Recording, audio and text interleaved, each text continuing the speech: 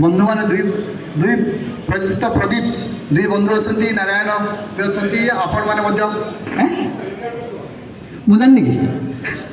कि बापा से भी अच्छा तेणु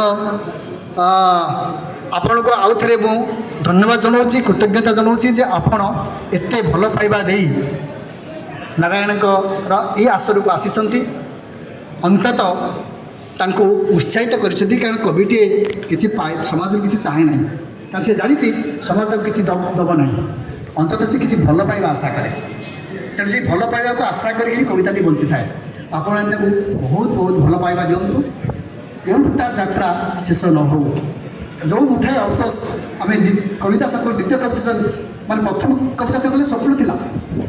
द्वितीय कविता संकलन अफसोस आसला हे तो तार गोटे आउ नुआ रूप आम तृतीय कविता संकलन देखा समस्त को पुणी धन्यवाद।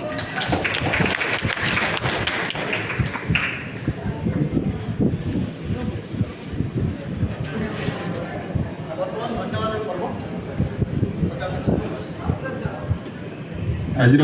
सफल पुस्तक लोकार्पण कार्यक्रम में आपण मानकर दीर्घ समय पर्यंत उपस्थित ही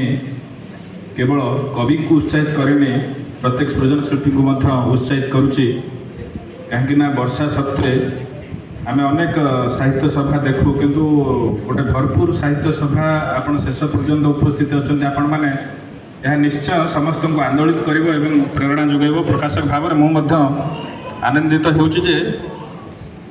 केवल कवि को आपण भल पाती ना साहित्य को आपण मैंने भल पाती जहाँकि आपण दीर्घ समय पर्यंत उपस्थित अच्छा प्रथम मुझे आपण मानू धन्यवाद दूची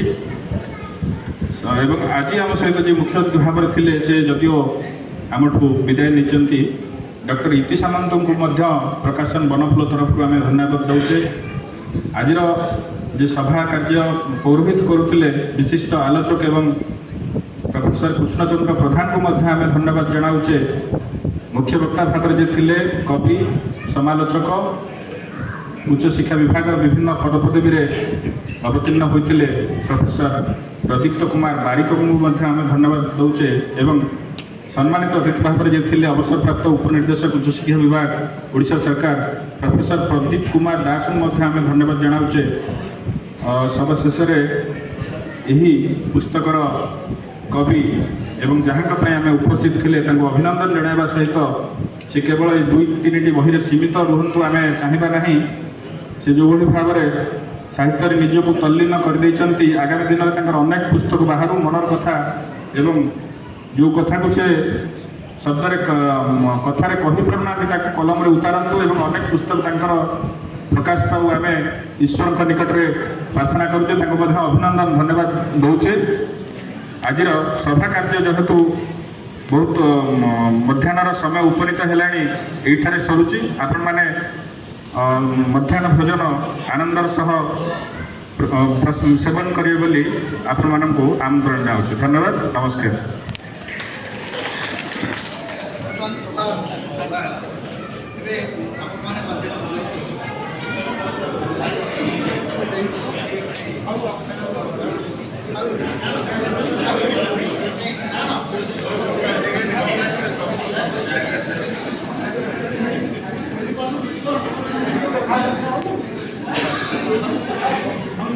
वर्तमान सभा भंगला पुस्तक लोकार्पण उत्सव प्रोफेसर नारायण सेठी द्वितीय कविता संकलन मुठाए अफसोस स्थान था तृष्णा रिसोर्ट पटिया